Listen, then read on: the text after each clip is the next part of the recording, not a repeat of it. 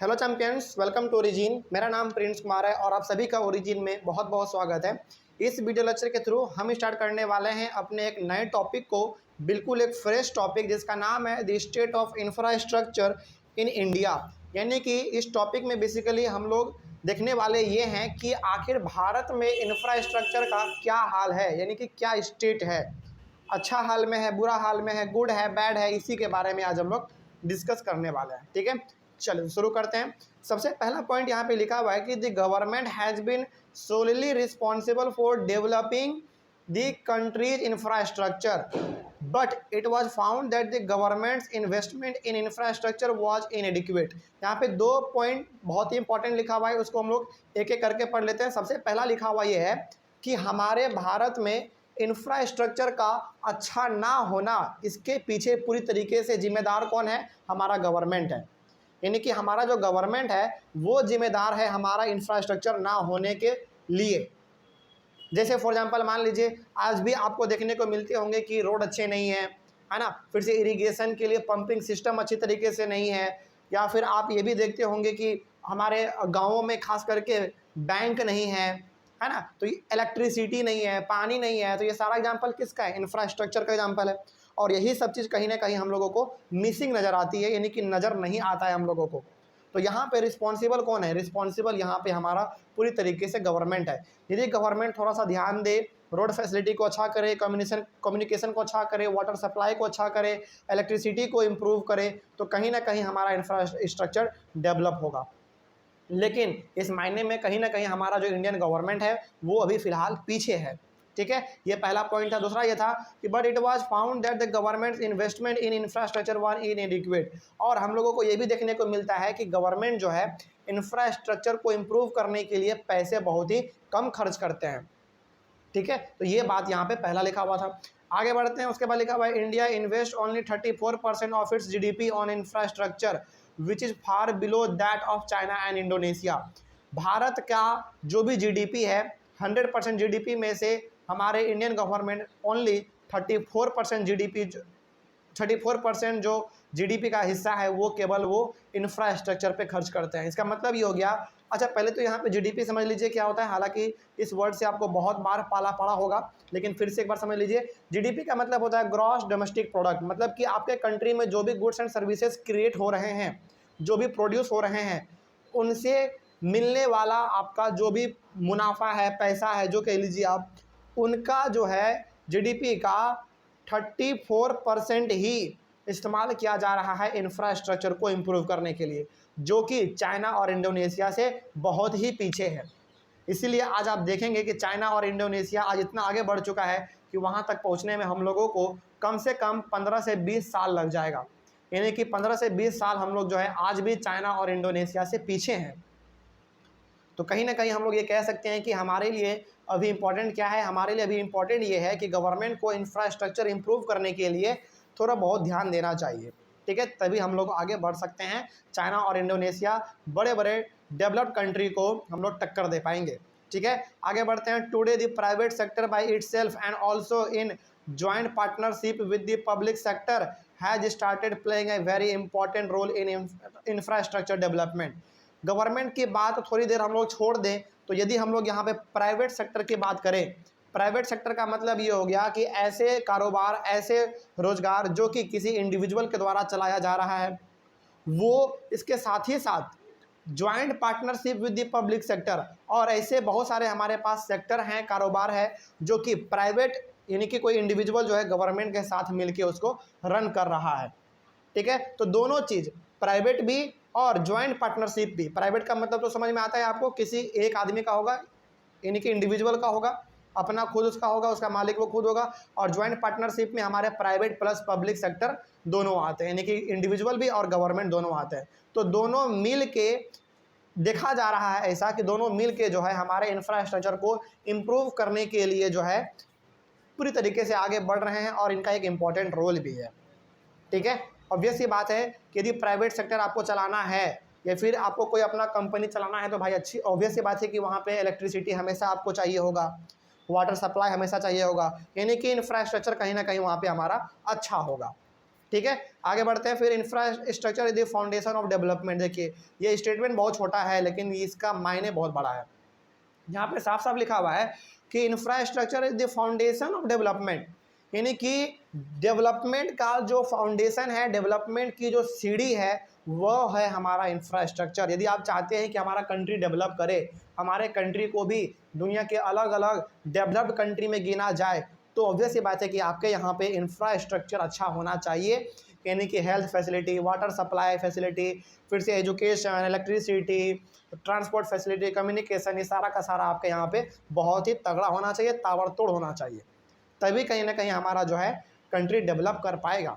ठीक है, आगे बढ़ते हैं। Development of infrastructure and economic development go hand in hand, यानी कि यदि हमारा इंफ्रास्ट्रक्चर डेवलप हो रहा है तो कहीं ना कहीं हमारा इकोनॉमिक डेवलपमेंट ऑटोमेटिकली हो रहा है। यानी इसका मतलब ये हो गया कि यदि हमारा रोड बन रहा है, यदि हमारा इलेक्ट्रिसिटी इंप्रूव हो रहा है, यदि हमारा वाटर सप्लाई अच्छे से हो रहा है ना, यदि ये सारा कुछ हो रहा है तो कहीं ना कहीं हम लोग पार्टिसिपेट कर रहे हैं अपने इकोनॉमी को डेवलप कराने में, है ना। वही बात यहाँ पे लिखा हुआ था कि इंफ्रास्ट्रक्चर में डेवलपमेंट हो या फिर इकोनॉमी में डेवलपमेंट हो, दोनों का मतलब सेम ही है और दोनों हमारा साथ साथ चलता है। इंफ्रास्ट्रक्चर डेवलप होगा, इंफ्रास्ट्रक्चर हमारा इंप्रूव होगा तो ऑब्वियस सी बात है हमारा इकोनॉमी तो डेवलप करेगा ही करेगा। ठीक है, तो वही यहाँ पे बात लिखा हुआ था गो हैंड इन हैंड, इसका मतलब ये हो गया कि दोनों साथ साथ हमारे चलेंगे, एक बढ़ेगा तो दूसरा ऑटोमेटिकली हमारा आगे बढ़ेगा। उसके बाद agriculture depends on the adequate expansion and development of irrigation facilities. यदि थोड़ी देर के लिए हम लोग बात करें अपने एग्रीकल्चरल सेक्टर का, तो वहाँ पे जो सबसे बड़ी समस्या आती है वो समस्या आती है हमारे इरिगेशन को लेकर, यानी कि सिंचाई को लेकर।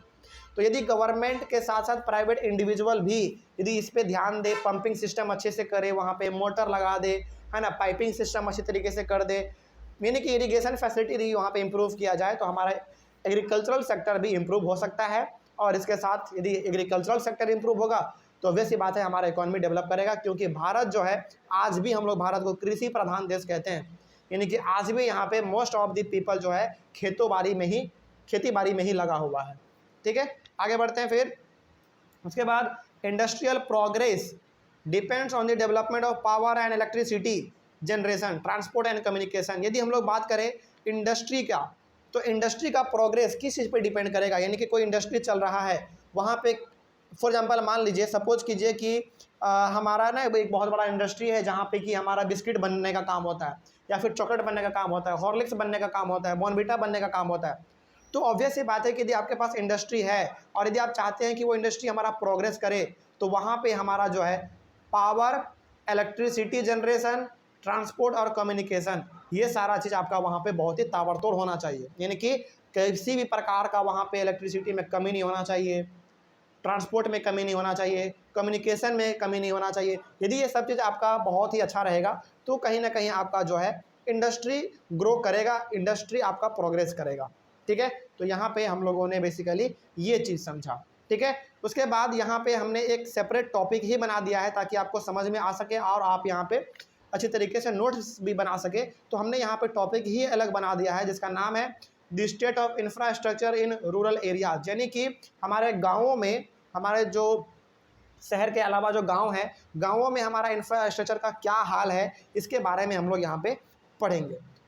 तो हालांकि चलिए इसी में हम लोग शुरू कर लेते हैं, इसके लिए सेपरेट वीडियो की ज़रूरत नहीं है, तो यहीं पे हम लोग शुरू कर लेते हैं क्योंकि अभी हमारा जो है लगभग 8 ही 9 मिनट हुआ है। ठीक है, तो हम लोग थोड़ा सा इसको इसमें एक्सटेंड कर सकते हैं। यदि बड़ा वीडियो बन जाएगा तो वहाँ पर हम खुद रोक देंगे ताकि आपको समझ में आ जाए और आपका वीडियो भी छोटा रहे। ठीक है, तो हम लोग इसको इसी में कंटिन्यू कर लेते हैं। लिखा हुआ है in rural areas women are still using biofuels such as crop residues, cow dung and fuel wood to meet their energy requirement. आज हम लोग 21st सेंचुरी में हैं, आज भी यदि आप गाँवों में जाके देखेंगे तो गाँवों की महिलाएं आज भी डिपेंडेंट हैं अपने भोजन को पकाने के लिए किन किन चीज़ों पे, बायोफ्यूल पे। और बायोफ्यूल में हमारे क्या क्या आते हैं, क्रॉप रिसाइड्यू, यानी कि हम लोग फसल काटते हैं तो फसल काटने के बाद जो हमारा बच जाता है ना, क्रॉप का फसल जो हम लोग काटते हैं उसके बाद जो बच जाता है, बचा हुआ हिस्सा, उसको हम लोग खेत से काट के लेके आते हैं और उसको हम लोग जलाने का काम करते हैं, जलाने से हम लोग अपने घर में भोजन बनाते हैं। ठीक है, तो बायोफ्यूल में हमारा पहला ये हो गया। उसके बाद काउ डंग, गोबर से बना हुआ जिसको हम लोग हिंदी में गोईठा कहते हैं, है ना, हमारे बिहार में उसको गोईठा कहते हैं और आपके स्टेट में उसको क्या कहते हैं, गोबर से बनाया हुआ चीज़ों को आप एक बार कमेंट जरूर कीजिएगा, ठीक है। तो हमको भी अच्छा लगेगा, तो कमेंट आप कीजिएगा कि आपके यहाँ पे गोबर के द्वारा जो बनाया जाता है एक सॉलिड मटेरियल जिसको कि हम लोग जलाने के लिए इस्तेमाल करते हैं, खाना बनाने के लिए इस्तेमाल करते हैं, उसको क्या कहते हैं। तो आप एक बार कमेंट जरूर कीजिएगा, ठीक है। तो आपके कमेंट का बेसब्री से इंतजार रहेगा हमको।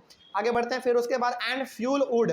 फ्यूल वुड का मतलब ये हो गया लकड़ी। लकड़ी को भी हम लोग इकट्ठा करते हैं, उसके बाद फिर हम लोग जलाते हैं। तो इस प्रकार से हमारे गाँव की महिलाएं जो हैं आज भी कहीं ना कहीं वो बायोफ्यूल्स पे डिपेंडेंट है, यानी कि जो हम लोग फसल काटते हैं उसके बाद जो हमारा जलावन बच जाता है उस पर, गोईठे पे, फिर से हमारे लकड़ी पे, इनके मदद से ये लोग खाना बनाते हैं और अपने ज़रूरत को पूरा करते हैं। तो यहाँ ये सोचने वाली बात है कि आज हम लोग 21st सेंचुरी में जी रहे हैं और यहाँ पे अभी जो है फ़िलहाल इलेक्ट्रिसिटी का साधन नहीं है, गैस सिलेंडर नहीं पहुँचा है, तो थोड़ा सा ये विचार करने वाला टॉपिक है, ठीक है। तो ये थोड़ा सा यहाँ का जो हालत है वो थोड़ा सा बुरा है, इसमें कोई संदेह नहीं है।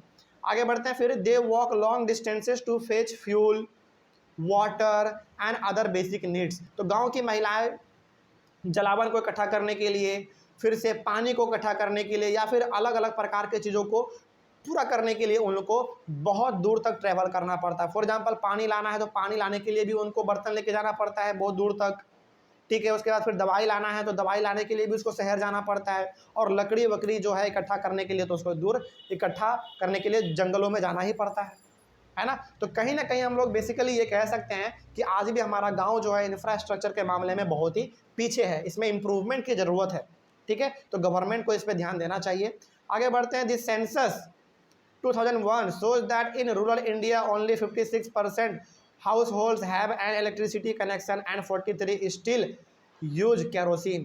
ये 2021 में जो है ना एक रिपोर्ट तैयार किया गया था, एक मतलब आप कह सकते हैं कि सर्वे किया गया था 2001 में, जिसमें यह पता किया गया था कि आज भी हमारे गाँवों में जो है, भारत के अधिकतर गाँवों में 56% ही ऐसे घर हैं जो कि इलेक्ट्रिसिटी को इस्तेमाल कर रहे हैं और 56% ही ऐसे लोग हैं, घर हैं जहाँ पे कि बिजली हमारा पहुँच चुका है, जिसमें से 43% जो है आज भी हमारा केरोसिन को इस्तेमाल कर रहा है अपने घर में लाइटनिंग करने के लिए या फिर खाना वाना पकाने के लिए जो है वो केरोसिन का इस्तेमाल कर रहा है। तो इस चीज़ को आप ध्यान से रखिए, ध्यान से सुन लीजिएगा। यदि आपके पास रूरल एरियाज़ के बारे में पूछा जाए इंफ्रास्ट्रक्चर को लेके तो आप ये डाटा लिख दीजिएगा, और डाटा बहुत ही इंपॉर्टेंट होता है खास करके इकोनॉमिक्स में, ठीक है। तो डाटा यदि आप लिख देते हैं तो टीचर का जो पेन है वो आपको फिसल ही जाता है, वो आपको 2-3 नंबर एक्स्ट्रा दे ही देता है, ठीक है। तो 56% हमारे गाँव में ऐसे घर हैं जहाँ पे इलेक्ट्रिसिटी पहुँच चुका है और वो लोग इस्तेमाल कर रहे हैं, लेकिन आज भी हमारे पास जो है 43% ऐसे लोग हैं, ऐसे घर हैं जो कि आज भी केरोसिन का इस्तेमाल कर रहे हैं, ठीक है। About 90% of the rural house holds use biofuels for cooking, और 90% घर ऐसे हैं, 90% घर ऐसे हैं जो कि बायोफ्यूल्स का इस्तेमाल करते हैं भोजन को बनाने के लिए, यानी कि लकड़ी का, गोईठे का, फिर से हमारा क्रॉप रेसिड्यू का, इन सारी चीज़ों का वो लोग इस्तेमाल करते हैं अपने भोजन को बनाने के लिए। 90% लोग आज भी गाँवों में खाना बनाने के लिए बायोफ्यूल्स का इस्तेमाल करते हैं, और बायोफ्यूल्स का मतलब वही हो गया crop residue, cow dung and fuel would, ठीक है। आगे, tap water availability is only 24% in rural house hold. गाँवों में, गाँवों के घरों में जो है आज लगभग 24% ही नल का पानी पहुंच चुका है, यानी कि नल के द्वारा जो पानी है वो 24% ही पहुंच चुका है और बाकी अभी नहीं पहुंच पाया है। About 76% of the population drinks water from open sources such as wells, tanks, ponds, lakes, rivers, canals, etc. 76% आज भी हमारे गांव के लोग ऐसे हैं जो कि पानी जो है खुले सोर्सेज से पीते हैं। खुले सोर्सेज का मतलब ये हो गया जिसमें हो सकता है कभी कीड़ा मर जाए, कभी कोई जानवर मर जाए, या फिर किसी प्रकार का उसमें गंदगी फैल जाए। एग्जाम्पल के तौर पे आपका वेल, कुआं खुला रहता है, टैंक भी आपका कभी कभी खुला ही रहता है। उसके बाद फिर पॉन्ड्स, लेक्स, रिवर्स, कैनाल्स, ये कुछ ऐसे हमारे पास वाटर सोर्सेस हैं जो कि खुले रहते हैं और इसी पानी को इस्तेमाल करते हैं लोग। तो ऑब्वियस सी बात है भाई कि आप बीमार तो पड़ेंगे ही पड़ेंगे, क्योंकि ये पानी जो है पूरी तरीके से साफ़ नहीं रहता है। उसके बाद access to improved sanitation in rural areas was only 20%, यानी कि हमारे गाँव में जो है साफ़ सफाई यदि देखा जाए तो वो मात्र 20% ही है। स्वच्छता को लेकर जो जागरूकता है लोगों के बीच में वो 20% है, यानी कि कहीं ना कहीं गाँवों में साफ़ सफाई पे भी ध्यान नहीं दिया जा रहा है। तो ये हालत है हमारे इंफ्रास्ट्रक्चर का रूरल एरियाज़ में। कोई डाउट इसमें? चलिए आगे बढ़ते हैं फिर। तो आई होप आप लोगों को समझ में आया हो। कहीं पे डाउट हो तो फटाक से पूछिएगा, ठीक है। चलिए उसके बाद हम लोग अपने अगले वाले क्लास में एक नए टॉपिक को स्टार्ट करेंगे जिसका नाम होगा एनर्जी। ठीक है, thank you very much and have a nice day.